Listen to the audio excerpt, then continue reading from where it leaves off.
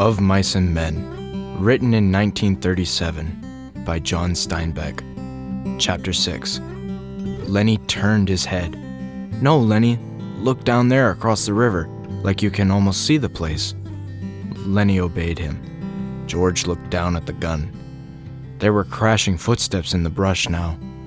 George turned and looked toward them. "Go on, George, when we gonna do it?" "Gonna do it soon. Me and you. You and me. Everybody gonna be nice to you. Ain't gonna be no more trouble. Nobody gonna hurt nobody nor steal from 'em." Lenny said, "I thought you was mad at me, George." "No," said George. "No, Lenny, I ain't mad.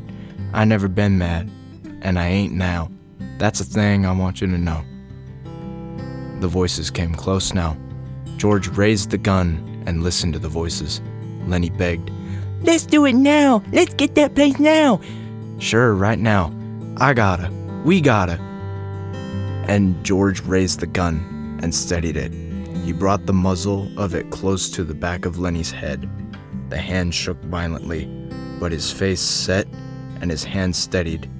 He pulled the trigger. The crash of the shot rolled up the hills and rolled down again.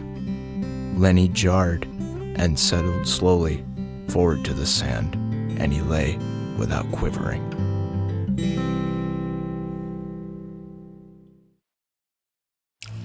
Chuck Dugan, written in 2005 by Eric Chase Anderson.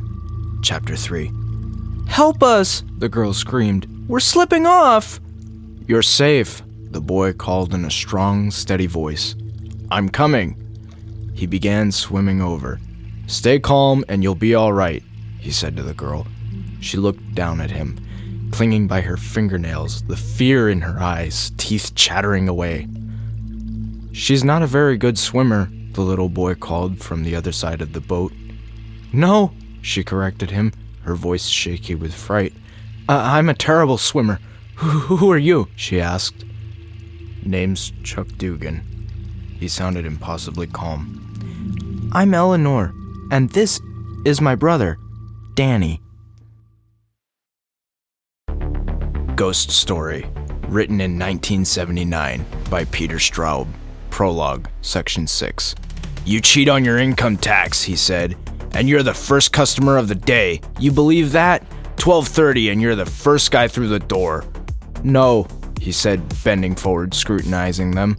"Hell no! You don't cheat, Uncle Sam. You do worse than that. You're the guy that killed 4 to 5 people in Tallahassee the other day." "What?" he said. "I just came in for some food. My daughter—" "Gotcha," the man said. "I used to be a cop. Allentown, Pennsylvania. 20 years. Bought this place because the man told me I could turn over $100 profit a week. There's a lot of crooks in this world. Anybody comes in, I can tell you what kind of crook they are. And now I got you straight. You're not a killer. You're a kidnapper." "No, He felt sweat pouring down his sides. "My girl—" "You can't shit me. 20 years a cop." He began to look frantically around the store for the girl. Finally, he saw her staring gravely at a shelf stocked with jars of peanut butter. Where the Wild Things Are, written in 1963 by Maurice Sendak, page 5. The night Max wore his wolf suit, he made trouble, and more trouble. Max's mother called him "Wild Thing," and Max said, "I will eat you up." Max was sent to bed without anything to eat.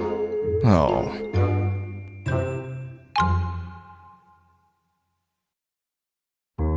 The Kite Runner, written in 2003 by Khaled Hosseini.